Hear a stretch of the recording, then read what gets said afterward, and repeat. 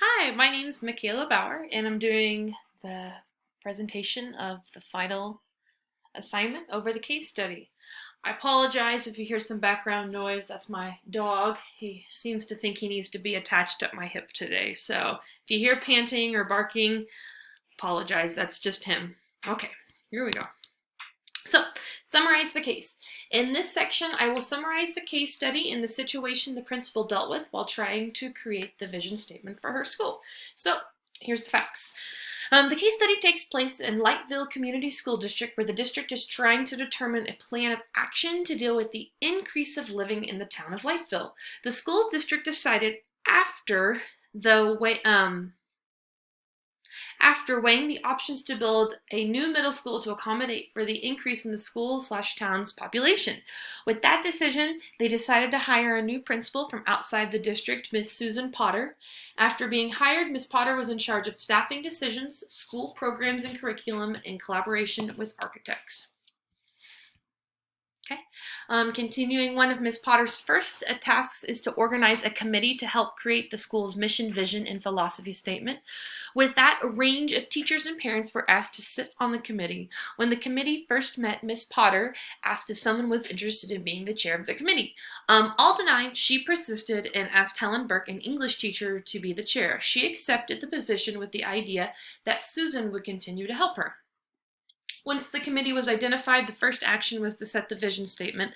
The community believed it would be best for Susan to create the committee, for Susan to create the vision statement on her own. Susan disagreed by stating that they, as stakeholders, should work together to come up with what they believe the beliefs and values of the school should be. Continuing on, the stakeholders believed that if they all gave their thoughts, opinion, and belief, they would end up arguing endlessly. Helen made a motion for the group to vote on Susan drafting a vision statement and presented it to the committee for approval.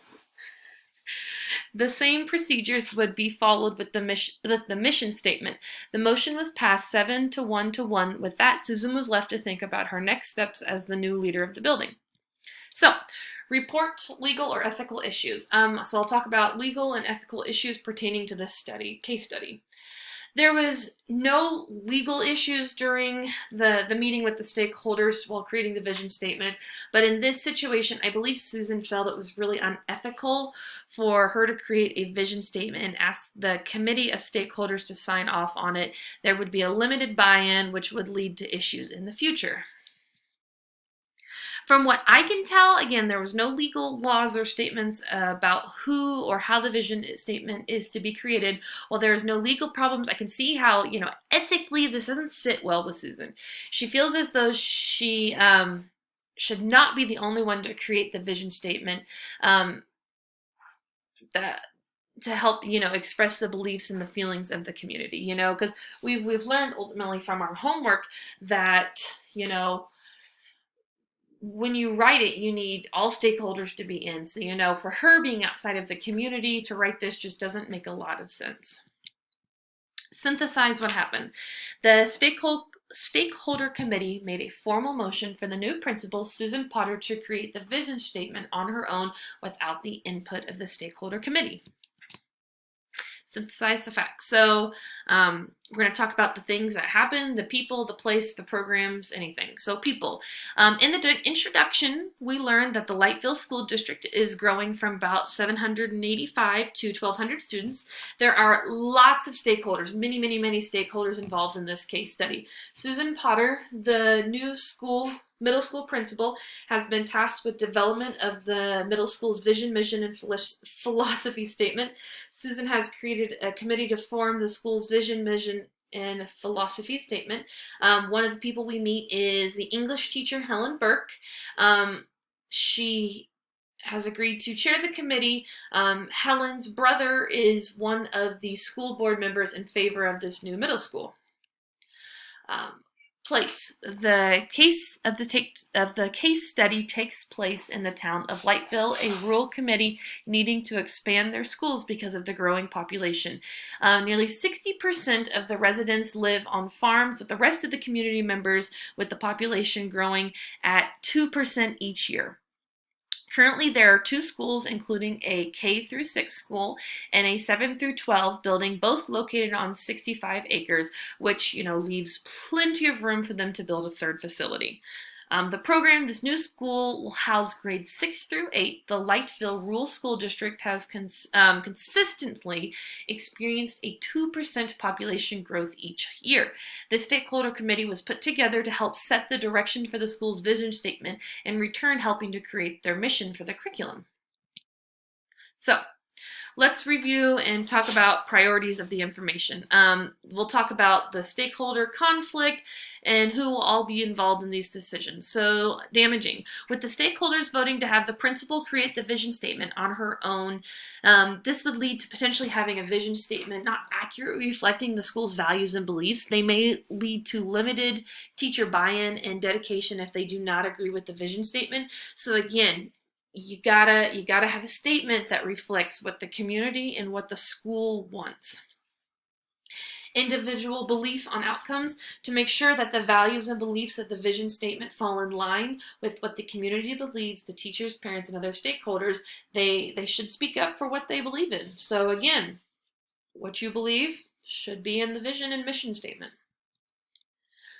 Stakeholders. From what our case study tells us, there are 4 teachers, 4 parents, a principal involved in creating the vision statement, as well as we learn a little bit about the superintendent and the English teacher's brother who's on the board. But these people, the stakeholders, have collectively come together to give their opinions and choose what's best. But in the case study, they deferred and wanted the principal to come up with it.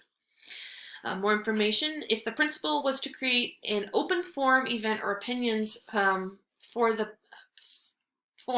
parents or stakeholders involved in building of the middle school to voice their opinions, this would allow more opportunities for the community to share their values and beliefs in forming the new school's vision statement. So, informed decision. As of right now, I do not believe we have enough information gathered for the principal to form a vision statement that reflects that this vision statement should really reflect what the community believes. I think we need to go back to the community and open up for others to help discuss the vision statement of the future school.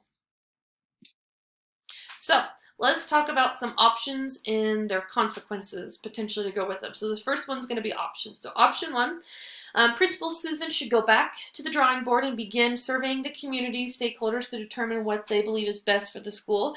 This would eliminate the principal being criticized for creating a vision statement without input from stakeholders. Option 2, the principal should disband the current committee and restart with a new group of people with the expectation that they all, every single one of them, will be collaborating on the vision, mission, and philosophy statement of the school. And then third one, I was only able to come up with 3. Without disbanding the current committee, the principal could create a small group of teachers, staff, parents, and students and ask them one-on-one, their beliefs and their values that they see as important for their school.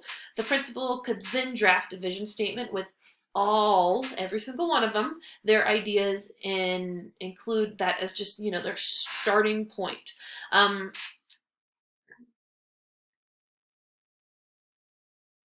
So, while the principal would feel like she is still doing all the work, she has taken the steps to learn how the community acts when faced with challenges and tasks. The committee might feel upset that if she combines all of their ideas, they might feel as they are not being taken seriously, but I believe that that is a good middle ground for all.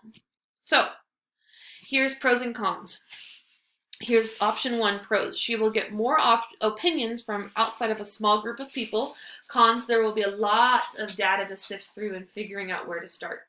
Option number 2, the pros, she will get a fresh set of ideas and new perspectives. Cons, the old committee might feel they're being disregarded, giving, bad vibes. She would need to recreate all of the first initial steps for creating a new committee. Option 3, the principal gets the information needed about the community and smaller groups to create the vision statement. Cons, there will be more work done on the principal's part to get the information from all the groups created. So, what do I think is the best one? I think the best one is option 3. While this option might be the most work for the principal, it does not make the original committee feel like they are not valued or underappreciated. The other groups and or committees will help the principal gather the information she is needing to successfully create a vision statement that reflects the school's beliefs and values after the vision statement has been drafted. She can ask the main committee to work on the final verbiage of the vision statement, which should be crafted to reflect the values of the middle school. So basically, she gets the information she needs. She sifts through it, works through finding what she thinks is the best stuff, puts it together, goes back to the committee, and they really work on the final draft. So implementing the decision. So this is going to be the, the kind of step by step, the consequences, and anything to help get that final draft. So implementing, which is the path. 1, I would first begin by going to the superintendent and explaining the current situation with the committee and the plan created to get the information needed to successfully craft a vision statement. 2, with the committee and meet with the committee and tell them that I am continuing to seek additional input, then explain the revised plan that has been created. 3, find additional stakeholders to gather the outside information of the vision statement. So again, these could be students, other parents, other teachers, anyone in the community. 4, compile the information received by those outside stakeholders and start to form a vision statement. And 5, take this draft to the committee for the vision statement and work together to craft a final draft. So what might happen? The initial committee might feel undervalued since they are no longer being fully involved in the creative process of the vision statement. Some committee members might ask to be excused from the group. Who needs to know? Definitely the superintendent needs to know the new plan of attack for developing the vision statement, and possibly the board, depending on the community, On your own, I believe the principal can definitely handle this on her own, but involving the superintendent is always a good idea. So, warns or threats. Informing the original committee is extremely important, as well as communicating with them that they will still get to help approve the final draft of the vision statement. I could state that as a new person to the community, I'm looking for additional information about the beliefs and values of the community. So plan B, back up if all of this goes south. If this plan of action does not work, I would go back to the list of other options given and just sift through which one I think is going to be best. So reflection overall. So for this class, most of the assignments have been to, read the information and reflect on what we have learned. This assignment really taught me how to apply the things I've learned to a potential real-world situation. I was able to take all the information learned over the course of the semester and practically apply what I have learned to a real-life leadership opportunity. As a future administrator, this assignment helped me to think step by step about what has happened and what could happen if faced with possible situation. The biggest lesson I can really take away from this class is how to establish, professional norms and relationships with parents and staff and teachers and students, as well as forming a well-written vision, mission, and philosophy statement. Here's the resource, the case study, and that's about all. So there we go. Thank you for listening.